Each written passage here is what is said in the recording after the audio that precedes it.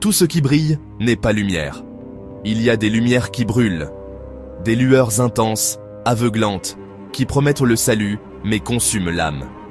Toute ma vie, j'ai cherché à comprendre les forces invisibles qui façonnent notre monde. Nous levons les yeux vers le ciel, en quête de réponses, d'espoir, d'une intervention divine. Nous avons été élevés avec l'idée que ce qui vient d'en haut est forcément pur, forcément bienveillant. Mais est-ce vraiment si simple ? Depuis des millénaires, l'histoire de l'humanité est remplie de récits de Dieu, de sauveurs, de messagers venus d'en haut.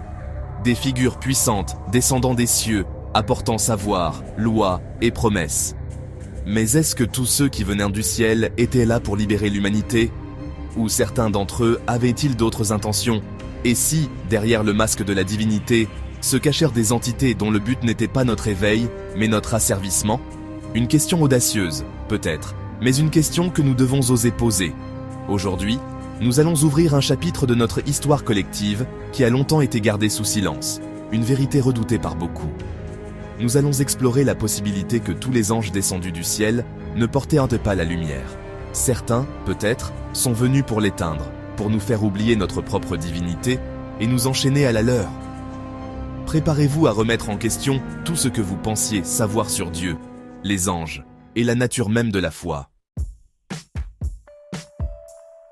Pour commencer ce voyage, nous devons d'abord nous demander « Qui sont vraiment ces anges déchus ?» Le terme évoque immédiatement des images de rébellion, de mal et de ténèbres. Mais cette vision est peut-être trop simpliste. Un conte pour enfants destiné à nous effrayer. Si nous regardons au-delà des dogmes, dans les traditions mystiques les plus anciennes, une autre histoire émerge. Une histoire non pas de mal contre bien, mais de contrôle contre liberté. Ces textes nous parlent d'êtres de lumière, des anges, qui ont choisi de descendre sur terre. Mais leur descente n'était pas autorisée par la source, le créateur originel. Ils n'étaient pas des messagers, mais des renégats. Leur motivation n'était pas d'aider l'humanité à s'élever, mais de la dominer. Ils ont vu en nous un potentiel, une étincelle divine qu'ils convoitaient et qu'ils voulaient contrôler. Ces anges déchus, selon ces traditions, n'ont pas apporté la connaissance qui libère, mais celle qui a servi. Ils nous ont enseigné les arts de la guerre, la vanité, la division. Ils ont créé des hiérarchies, des castes, des systèmes où quelques-uns règnent sur la multitude. Ils ont compris que le moyen le plus efficace de contrôler une civilisation n'était pas par la force brute seule, mais par la manipulation de sa spiritualité. Ainsi, ils ont instauré des systèmes d'esclavage. Pas seulement un esclavage physique avec des chaînes de fer, mais un esclavage bien plus profond, spirituel, culturel et politique. Ils se sont présentés comme nos dieux, exigeant adoration et sacrifice. Ils ont tissé des récits complexes pour justifier leur autorité, créant des religions basées sur la peur d'un châtiment divin. Ils nous ont appris à regarder vers l'extérieur pour notre salut, à prier des dieux dans le ciel, nous faisant oublier que le véritable royaume des cieux se trouve à l'intérieur de chacun de nous. Cet esclavage est le plus insidieux, car ses barreaux sont invisibles. En plongeant dans les archives de notre passé, nous rencontrons une multitude de noms pour ces êtres venus du ciel. Les Sumériens parlaient des Anunnaki, ceux qui du ciel sur la terre sont venus. Les textes hébreux mentionnent les Néphilim, des géants nés de l'union des fils de Dieu et des filles des hommes. Le terme Elohim lui-même, souvent traduit par Dieu au singulier, est en réalité un pluriel. Serait-il possible que ces différentes cultures, séparées par le temps et l'espace, décrivaient en réalité les mêmes entités, que ces noms ne soient que des étiquettes différentes pour un même phénomène global ? L'idée peut sembler radicale, mais les parallèles sont troublants. Ces récits, qu'ils viennent de Mésopotamie, de la vallée de l'Indus ou des Amériques, parlent d'êtres qui ont enseigné à l'humanité l'agriculture, l'astronomie, mais aussi l'art de la guerre et la construction de royaumes. Ils parlent d'intervention directe, de manipulation de notre essence même. Certaines théories avancent que ces anges déchus, ces Anunnaki, ont manipulé notre ADN pour nous rendre plus dociles, plus aptes au travail, limitant notre potentiel originel pour mieux nous contrôler. Ils auraient été nos premiers rois, nos premiers prêtres, les fondateurs de nos premières civilisations. Imaginez un instant, des êtres technologiquement et spirituellement avancés, mais moralement ambigus, qui instaure les premiers gouvernements et les premières religions organisées. Ils n'ont pas offert la démocratie, mais la monarchie de droit divin.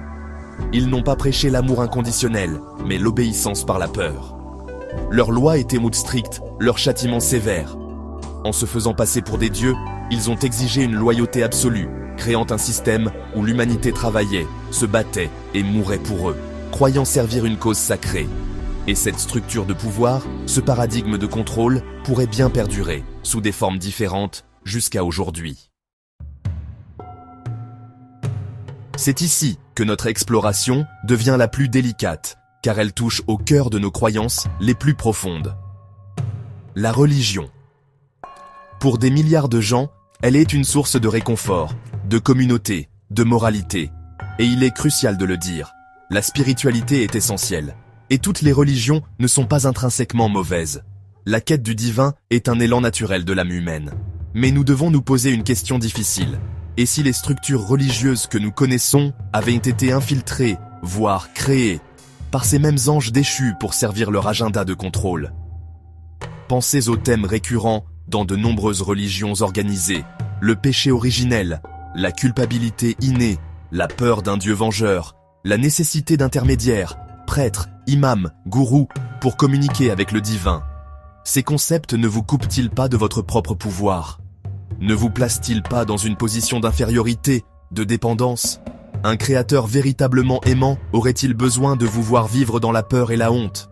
Ou est-ce là la signature d'une entité qui cherche à vous dominer, à vous faire croire que vous êtes impur et impuissant sans sa grâce? Le but n'est pas de détruire la foi, mais de la purifier. De nombreuses traditions ont été fondées sur des vérités profondes, mais au fil des siècles, elles ont été déformées, tordues, instrumentalisées.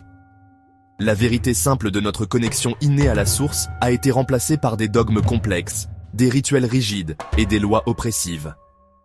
Sous l'influence subtile de ces anges déchus, se faisant passer pour Dieu, la religion, qui devait être un chemin vers la libération, est devenue pour beaucoup une prison pour l'esprit.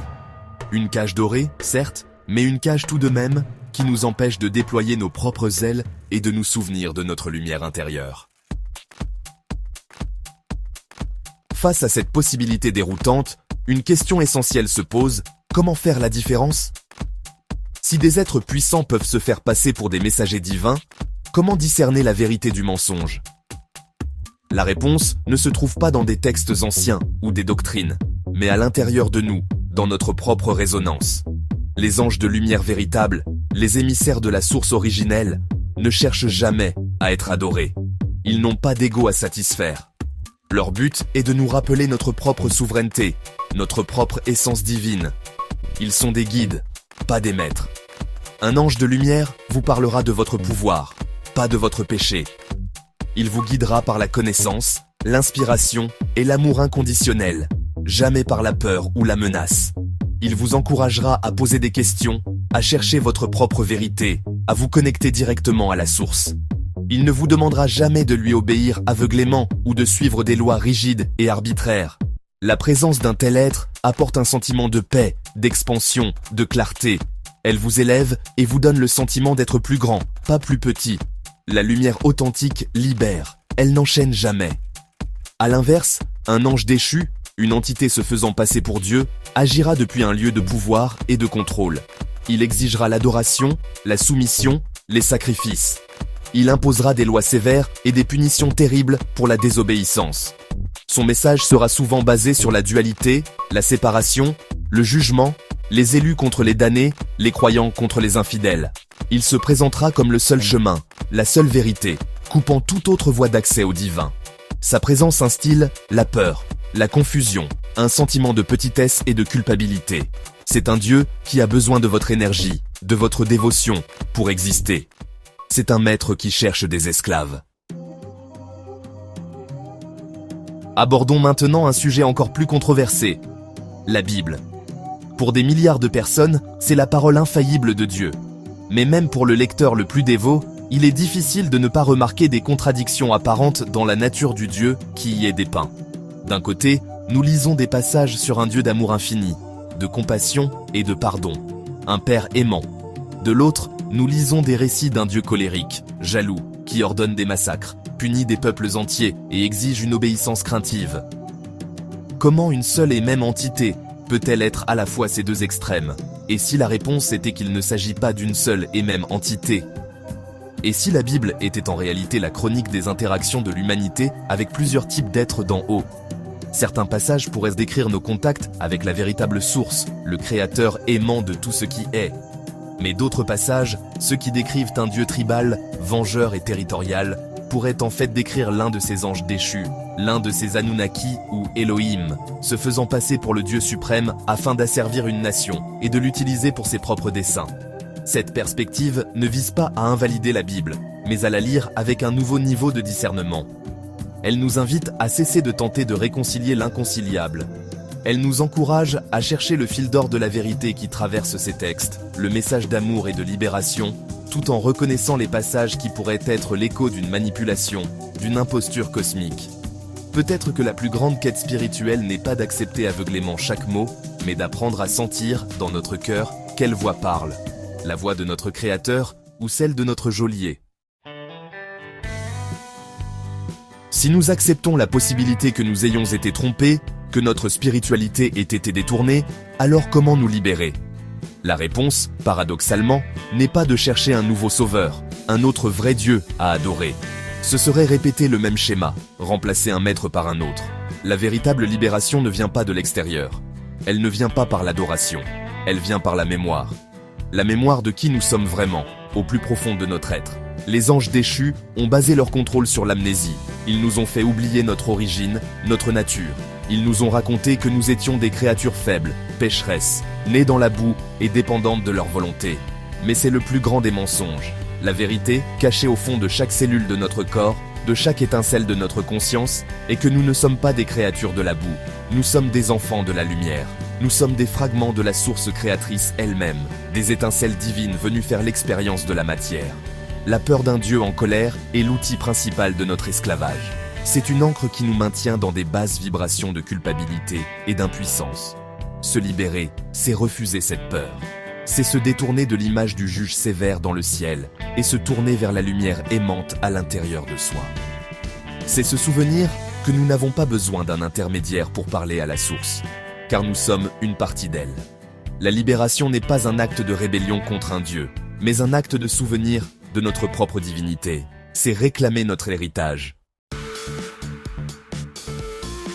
Nous sommes arrivés au bout de ce chapitre, mais le voyage intérieur ne fait que commencer. Prenez un instant. Quelle image as-tu de Dieu?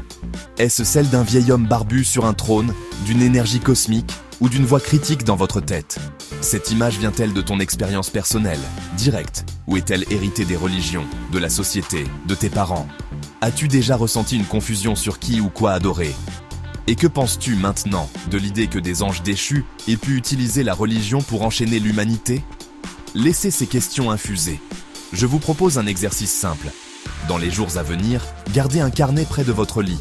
Notez vos rêves, les messages que vous recevez en méditation, les pensées fugaces qui vous viennent sur le concept de Dieu.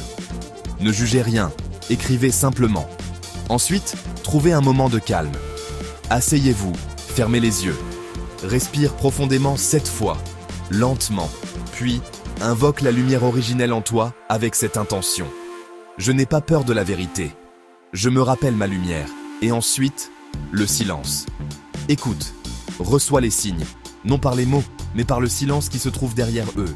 Rappelez-vous de ceci, tout ce qui enchaîne ton esprit, tout ce qui te fait sentir petit, coupable ou craintif, ne vient pas de la lumière. La lumière libère, elle unifie, elle donne du pouvoir. Votre boussole intérieure sait faire la différence. Faites-lui confiance. Notre exploration n'est pas terminée. Nous avons ouvert une porte et la prochaine étape nous attend. Dans le prochain chapitre, nous allons nous pencher encore plus profondément sur une figure centrale. Qui est ce Dieu de la Bible? Êtes-vous prêt pour cela?